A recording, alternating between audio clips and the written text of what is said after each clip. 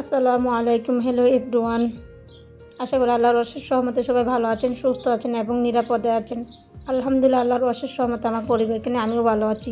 শুরু করছি নতুন দিনের নতুন আরেকটি লাইফস্টাইল ব্লগ ভিডিও। আমার ভিডিওতে আপনাদের সবাইকে আমন্ত্রণ জানাই। কাছে অথবা দূরে যেখান থেকে দেখছেন বা শুনছেন, প্লিজ একটা লাইক দিয়ে আমার ভিডিওটা দেখা কন্টিনিউ করবেন। আর এই যে আজকে প্রথমে কিন্তু আলু কেটে নিচ্ছি। আজকে নিজ হাতে বানিয়ে নিব আলুর চিপস, আর সাথে থাকবে বিকালবেলার বাজার আর রান্নাবান্না।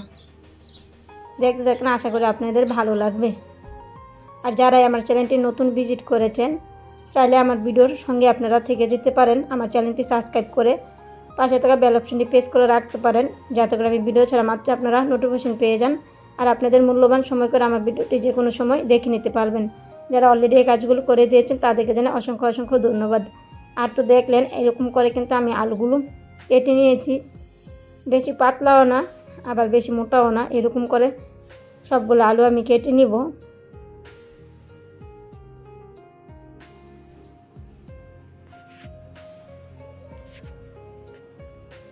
এই যে আমার কিন্তু সবগুলো আলু কাটা হয়ে গেল। এখন আলুগুলো আমি ভাপ দিয়ে নিব। এই যে এই জায়গায় আমি লবণ দিয়ে দিলাম আর একটু হলুদ গুঁড়া দিয়ে দিব। এগুলাই উপকরণ, আর কিছু ব্যবহার করব না এই জায়গায়। এখন আমি আলুগুলো সবগুলো এই জায়গায় দিয়ে দিব।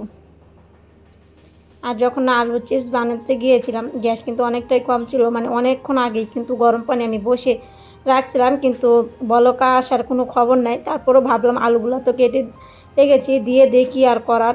এখন তার বসে থাকলে হবে না, এই জন্য কিন্তু দিয়ে কিন্তু আমার মেয়েকে স্কুলেতে নিয়ে আসছি, বসিয়ে রেখেছি। কিন্তু এখনও বলক আসতেছে না। এই যে মেয়ে আমের আচার নিয়ে আসছিল স্কুল থেকে, নিয়ে ওর তো পছন্দ, আমারও পছন্দ, এই জন্যই কিন্তু কিনে নিয়ে আসছি। খাওয়া দাওয়া শেষ করে কিন্তু আমি অফ ক্যামেরাতে পানিগুলো ফালিয়ে দিয়েছি। এখন ছাদে চলে আসলাম, এসে যে রোদের মধ্যে দিয়ে দিচ্ছি।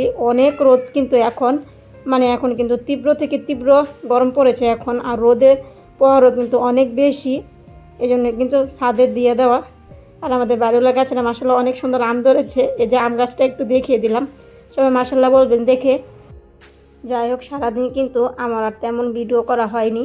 এখন চলে আসলাম একদম বিকালবেলা একটা ভ্যান গাড়ি আসছিল, আর আমার ঘরেও তেমন কোনো সবজি ছিল না, এই জন্য ভাবলাম এই সবজিগুলো কিনে নিয়ে আসি। এই জায়গায় আমি টমেটো নিয়েছি, উস্তা, কাঁচামরিচ এগুলো নিয়েছিলাম, আর একটা মিষ্টি আলু।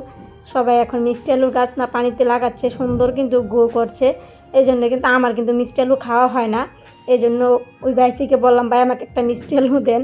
ভাই বললো হ্যাঁ নিয়ে যান আপা। তারপরে কিন্তু আমি একটা মিষ্টি আলু এনেছি, দেখি আমিও গাছ লাগাবো হয় কি না। অলরেডি কিন্তু লাগিয়ে রেখেছি, এগুলো আমার আগের ভিডিও। আর লতি এনেছিলাম অল্প কয়টা, সম্ভবত 20 টাকার লতি ছিল। এই জায়গায় আমার লতি খাওয়া হয় না, আমি খাই, এই জন্য অল্প কয়টা এনেছি। আর 1 কেজি ছোটো আলু এনেছি। আর এই ছোটো লাল আলুগুলো না খেতে কিন্তু বেশ ভালো লাগে, এই জন্য কিন্তু আমি মাঝে মধ্যে এই ছোটো আলুগুলো এনে থাকি। আর বড় আলু কিন্তু অনেক বেশি আনা হয়, 5-6 কেজি, কিন্তু আমার বড় আলুর চেয়ে না ছোটো আলু খেতেই আমার কাছে ভালো লাগে। আর এখন আমি মরিচের বোটাগুলো ফালিয়ে দিব। আর বিকালবেলা একটু বাজার করলে কিন্তু কমের মধ্যেই পাওয়া যায়, এগুলা কিন্তু একটু কমের মধ্যেই বাজার সদাই কিন্তু কিনেছি। এই জায়গায় প্রায় আমি 1/2 কেজি মরিচ কিনেছিলাম, সম্ভবত 30 টাকা দিয়ে, 60 টাকা কেজি ছিল।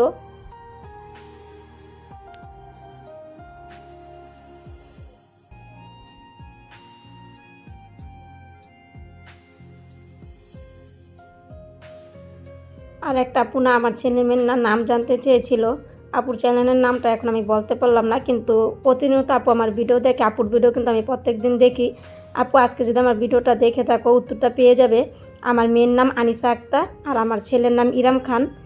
আশা করি তুমি উত্তরটা পেয়েছ। আর এখন কিন্তু আমি এগুলা কিন্তু মরিচের বোটাগুলো ফালিয়ে দিলাম, আর লতিগুলা কিন্তু অফ ক্যামেরাতে আমি কেটে নিয়েছিলাম। আর মিষ্টি আলুর গাছটা না আমার এই যে বেসিনের সামনে এই জায়গায় রেখেছি, দেখি হয় কি না। কিন্তু পরবর্তীতে কিন্তু আমি বারান্দাত নিয়ে আসছিলাম, একটু খুঁড়ি আসছে, দেখা যাক, বড় হলো তো আপনাদের সাথে আমি শেয়ার করব। আর এখন আমি একটু রান্নাবান্না করব। এই প্রথমে কিন্তু আমি একটু চাউমিন রান্না করব, বেশ একটা শেয়ার করব না, অল্প একটু শেয়ার করব আপনাদের সাথে। আর এই চাউমিন পাস্তা রান্না কিন্তু আপনাদের সাথে আমি অনেকবারই শেয়ার করছি, এজন্য কিন্তু আর তেমন শেয়ার করার কিছু নেই। প্রথমে কিন্তু আমি পেঁয়াজ আর এই মাংসটা ভেজে নিয়েছি। নেওয়ার পরে কিন্তু আমার এই যে রান্না অতি দ্রুত কিন্তু শেষ হয়ে গেল রান্না। এই যে এখন আমি কিন্তু প্লেটে বেড়ে নিচ্ছি সাথে সাথে চাউমিনগুলা।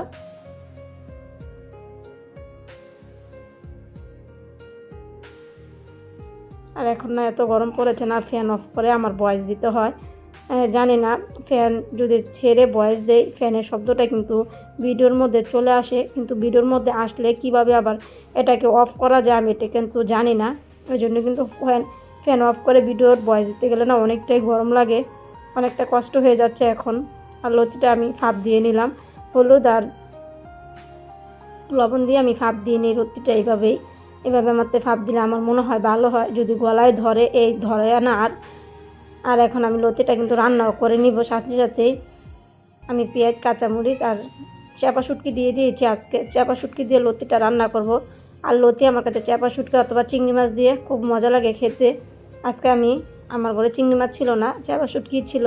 এই শুটকি দিয়ে কিন্তু লতিটা রান্না করে নিব। লবণ দিয়ে দিলাম এই জায়গায় পরিমাণ মতন, আর হলুদ, মরিচের গুঁড়া, ধনিয়ার গুঁড়া দিয়ে দিলাম, আর আদা রসুন বাটা তো দিয়েছিলাম। দিয়ে মশলাটা সুন্দরভাবে কিন্তু কষিয়ে নিয়েছি।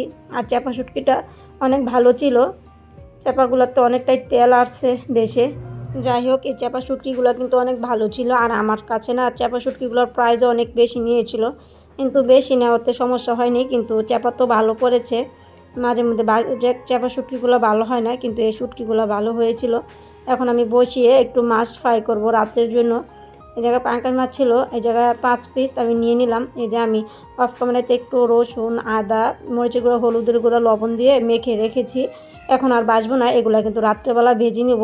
আর আজকে না সকালবেলা তেমন কিছু আমি রান্না করতে পারিনি, এই জন্যই কিন্তু বিকালবেলা আবার নাস্তা, লতি, তারপর রাত্রেবেলা মাছ ভাজি এগুলো করে নিব।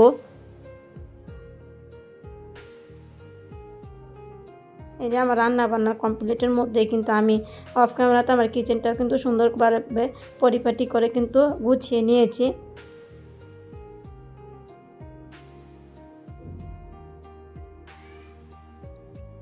আর এখন আমি বিকালবেলা হয়ে গিয়েছিলো, বিকালবেলা আমি আলুর চিপসগুলো নিয়ে আসলাম ছাদ থেকে।